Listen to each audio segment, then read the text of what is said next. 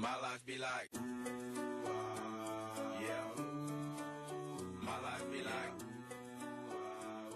yeah.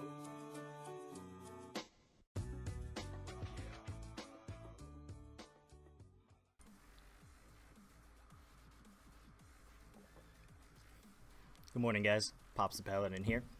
And this specific video is dedicated to my cousin Milo, who enjoys watching people play video games.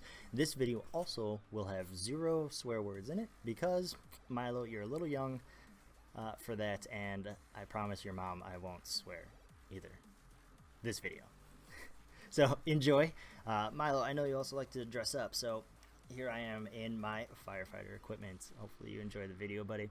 We're going to talk about Mythic Star Augur Atreus on this one. And this one's a pretty easy fight, solely for the fact that there's not much going on. This is also a very difficult fight, because if you do not handle Grand Conjunction correctly, no matter who you are, who messes up, even if it's just one person, you have wiped the entire raid, and I want to thank you for being that guy. So keep in mind what your marks are, and watch for the colors. If you are colorblind, get a weak aura that puts the little markers above your heads that tells you who to hold hands with. So as we get into this, I want to let you all know that I'm in a DPS build, but I am running Holy Shield because there's really no melee auto attack, so it's all magic damage. And also I am running Righteous Protector as well as Bastion, because you should always run Bastion with Righteous Protector. But I am blazing through my Avenging Wraths. I'm also running Memento of Angerboda and Swarming Plague Hive in order to increase my damage. What you're going to notice though is that my DPS is actually low on the end of this kill because I will be solo tanking phase 2 because the Mohawk did die to Fel Nova, but that's okay. Point being, you can solo tank this as a Prot Paladin. It's not advised because as a Prot Paladin you need to be in melee range to use active mitigation. We're one of the only tank classes that actually needs that, and to have to use external cooldowns or your big CDs in order to survive, it's just not advisable. So here's what we're going to do. I'm also putting up a picture right now that shows generalized melee locations where people should stand, so that way they don't have to move during Grand Conjunction. They're already in position, they're 6 yards spread away, they don't panic, run into each other, explode, try and do all that bad stuff that happens. Now, coming back into the big thing.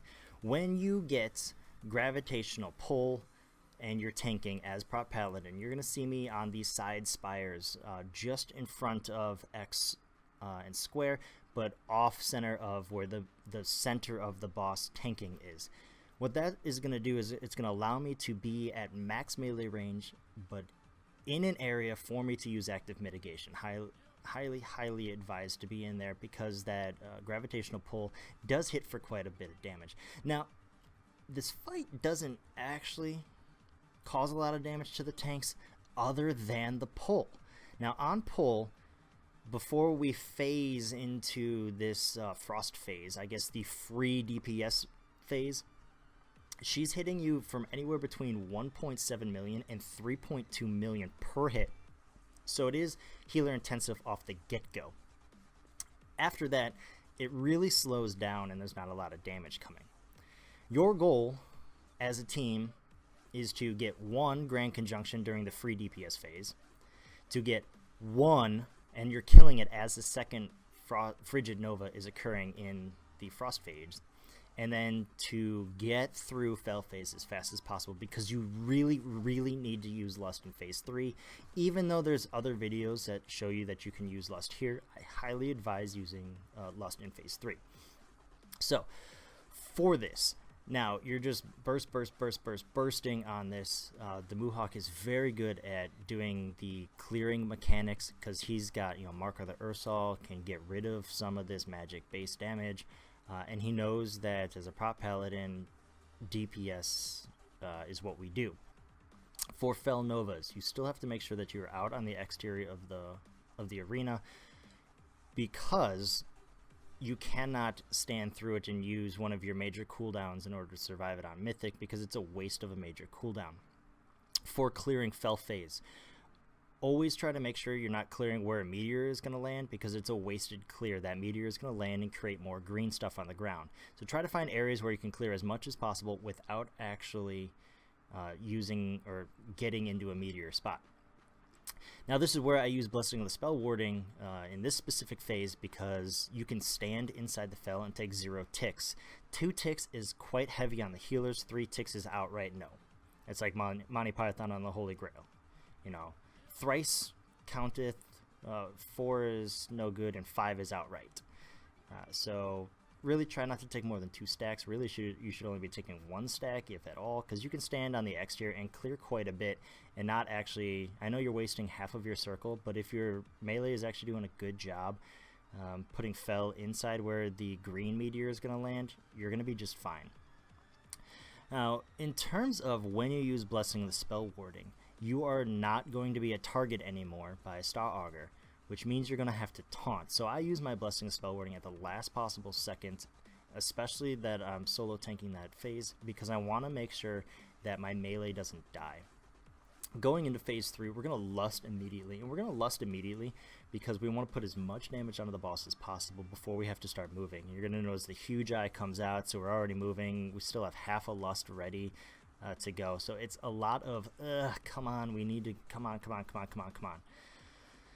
We are going to take the first ad out, obviously, and we're going to kill the first ad. We're going to ignore the second ad because at that point in time, it's just a race. It's a softened rage. We're racing to kill the boss, of which that's what I recommend everybody do.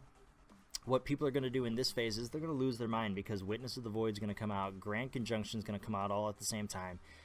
And one, if somebody gets feared, they're inevitably going to run into somebody and explode. But nobody has a set location in this phase per se, so that gets a little dangerous. You also want to try very hard to beat the second Witness of the Void. It's going to be tight. Sometimes we were able to do it, sometimes we weren't able to do it, but I really strongly urge you to beat that second Witness of the Void on the first ad, because we're ignoring ad 2. We're going to be taking increasing damage, so our healers use all of the cooldowns for that Witness of the Void on ad 2. Once again, the Mohawk, being a great off tank, pulls the second ad off, and as Prot Paly, kind of the similar thing should happen. You stay on the boss, just keep smacking the living crap out of it, making sure you try to get these little ads on you as much as possible with aggro, and just keep beating on Star Augur.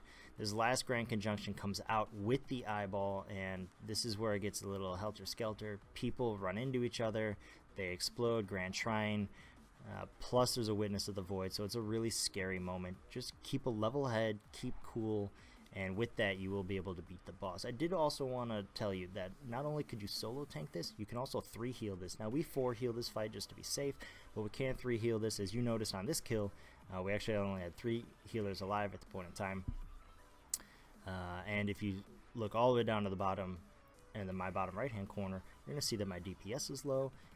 Once again, because of that soloing of phase 2, I wasn't able to ever actually hit the boss. But you might have noticed that I did throw out a few consecrations. You might say, well, why did he throw out consecrations? He was nowhere near the boss. If you recall back to some of my previous videos, I did state that consecration not only enhances Shield of the Righteous, but it also enhances Hand of the Protector. And because we need that increased heal, because I'm nowhere near the boss, so I'm taking increased damage because I can't mitigate it, I want to get a huge heal off. And that's why I did it. Hopefully this video helped you. Milo, I hope you enjoyed it. I really enjoyed making this video and getting this kill. My group did kill this 1 week prior to me. I had to step out, but as you see, we still got it down. Anyways, I wish you all the best with your loot and everything, and I'll see you guys in the next kill. If not, I'll see you for a few of the intro videos for Tomb of Sargeras. Have a great one, guys. Catch you later.